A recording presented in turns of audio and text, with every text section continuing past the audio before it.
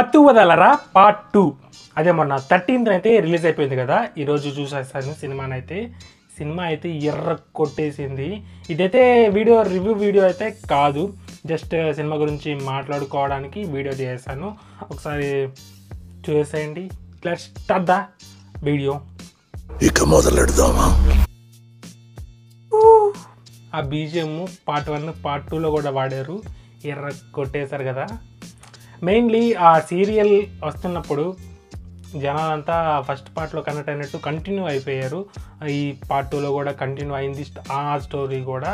And ఇలా ఏదో sequel తీస్తున్నారు, డిఫరెంట్ స్టోరీ తీసేసినట్టు కాకుండా సేమ్ స్టోరీ కంటిన్యూ చేసినారు. ఎర్ర కొట్టేసింది. అది మాత్రం ఏదో కొత్త స్టోరీ తీసినట్టు కాకుండా కంటిన్యూయేషన్ అన్నిటికీ కనెక్ట్ చేస్తూ. బై ద వే సినిమా ఇంకా ఎవరైనా చూడకుండా ఉంటే ఫస్ట్ వెళ్ళి చూసేయండి. మనకున్న ఈ బిజీ ఈ తలనొప్పి జీవితంలో ఒక రిలీఫ్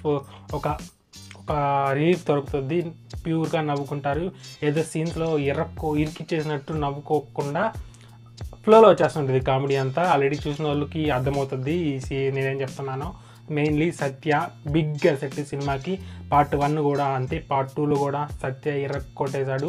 అండ్ చిరంజీవి గారి రిఫరెన్సెస్ చాలానే ఉంటాయి సినిమాలో అయితే. అండ్ పవన్ కళ్యాణ్ గారి రిఫరెన్సెస్ కూడా ఒకటి ఉంటుంది అంతే.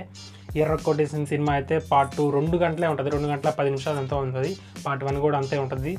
ఏదో ఫస్ట్ హాఫ్ అయితే ఎర్ర కొట్టేశాడు, ఎలాంటి ల్యాగ్ ఫీల్ అవ్వదు.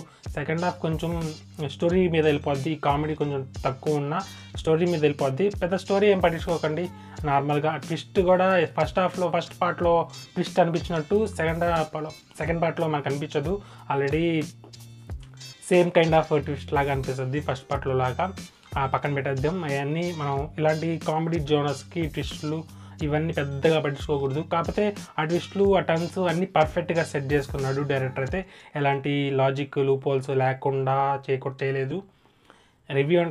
రివ్యూ కాదన్నాడు, రివ్యూలా చెప్తున్నాడు అనుకున్నారా? ఏదో అలా వచ్చేసింది. ఇంతవరకు చూడకుండా వెళ్ళి చూసేయండి థియేటర్స్లో అయితే. సరిపోద్ద శనివారం 100 కోట్లు దాటేసింది. అండ్ దేవరా వచ్చేస్తుంది 27. చూసేద్దాం ఎలా ఉండబోతుందో సినిమా అయితే. నాకేమైతే ఎక్స్పెక్టేషన్స్ ఏం లేవు. అలా వెళ్ళి చూసి వచ్చేస్తా. బాగా నచ్చితే బాగా చెప్తా, బాగా లేకుంటే వేసుకుంటా. బాయ్.